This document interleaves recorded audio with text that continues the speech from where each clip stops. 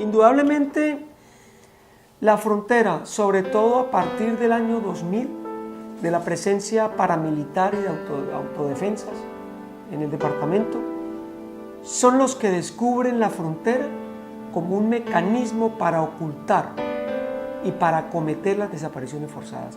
Son las autodefensas.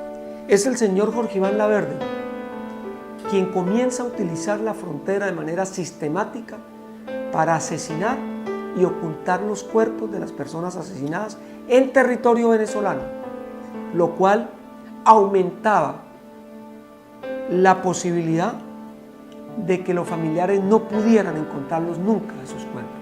Entonces son las autodefensas los que utilizan la frontera.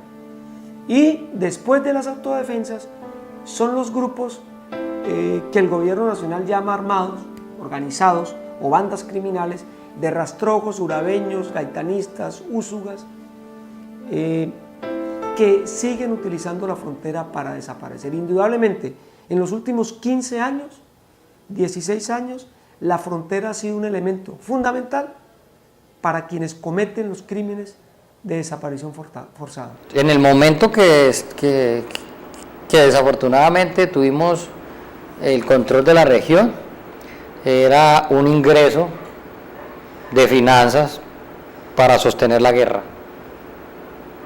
Por ahí entraba toda clase de contrabando y salía toda clase de contrabando. Y las personas que trabajaban con ese tema tenían que pagar un impuesto. Entonces la frontera era un de refugio, de financiación. Son estrategias que se utilizan en la guerra, desafortunadamente aberrantes, dolorosas. O sea, si se le daba muerte a una persona y se arrojaba el cadáver en el territorio venezolano, pues las autoridades judiciales venezolanas eran los que tenían que hacer el levantamiento, hacer todo el procedimiento allá, y no iba a aparecer la anotación como si fuera en Colombia. Eso llevó a que muchas personas estén desaparecidas y no se han podido encontrar sus cuerpos. Hubo la voluntad de hacer todo eso, de contar, así digan que hoy en día no hayamos dicho la verdad, que no hemos contado nada, pues,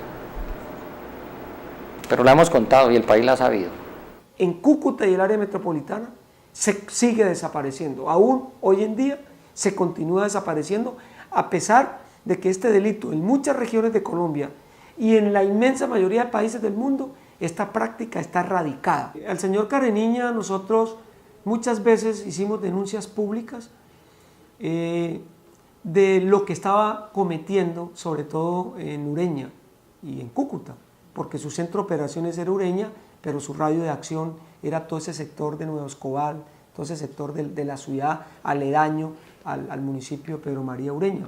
El señor Careniña operaba en Ureña con la anuencia de las autoridades de Ureña y en convivencia con ellos. Y nosotros a Careniña lo hemos señalado de ser el autor de cerca de 100 desapariciones en esta parte del territorio del área metropolitana de Cúcuta y del Táchira. Nosotros en un momento establecimos comunicación con las autoridades porque nosotros estábamos de acuerdo de que Careniña fuera extraditado, en la idea de poder recuperar los cuerpos de decenas de ciudadanos colombianos que este criminal desapareció y sepultó en territorio venezolano. Las desapariciones de este señor, la inmensa mayoría, los cuerpos de esas personas están en Venezuela, no están en Colombia.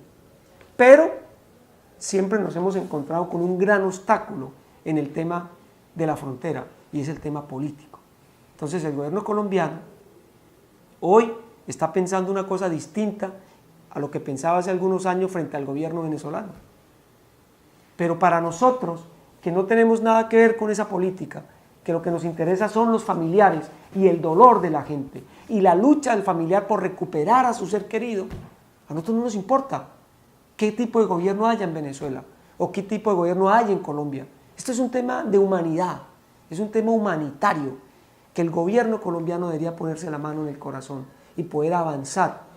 Solo este señor podía esclarecer decenas de crímenes cometidos en Ureña y en ese sector de Cúcuta y traerle tranquilidad a cientos de familiares que hoy continúan buscando sus seres queridos y saben que el autor intelectual de esas desapariciones fue el señor Careniño.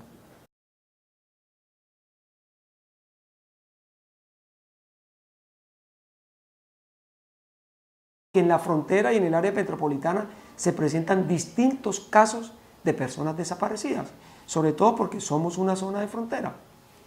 Nosotros actualmente, al 28 de febrero, estamos acompañando alrededor de 500 casos de personas desaparecidas en norte de Santander, de las cuales alrededor del 60%, 65% han ocurrido en Cúcuta y alrededor del 80% han ocurrido en Cúcuta, Villa del Rosario y Puerto Santander. Ese es un escenario de cifras que nosotros llevamos. El otro escenario son las cifras institucionales, son las cifras que lleva sobre todo el Instituto de Medicina Legal.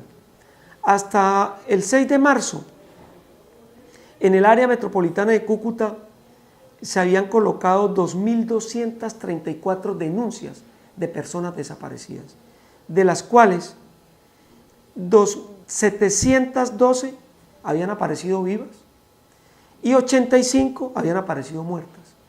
1.437 denuncias de personas desaparecidas, la Fiscalía General de la Nación no tiene ninguna información de qué ha pasado con esas personas. En general, el departamento se han presentado hasta el 6 de marzo 3.285 denuncias de personas desaparecidas. El 71% de las denuncias de personas desaparecidas son de casos ocurridos en Cúcuta y en Tibú hasta el 6 de marzo de este año.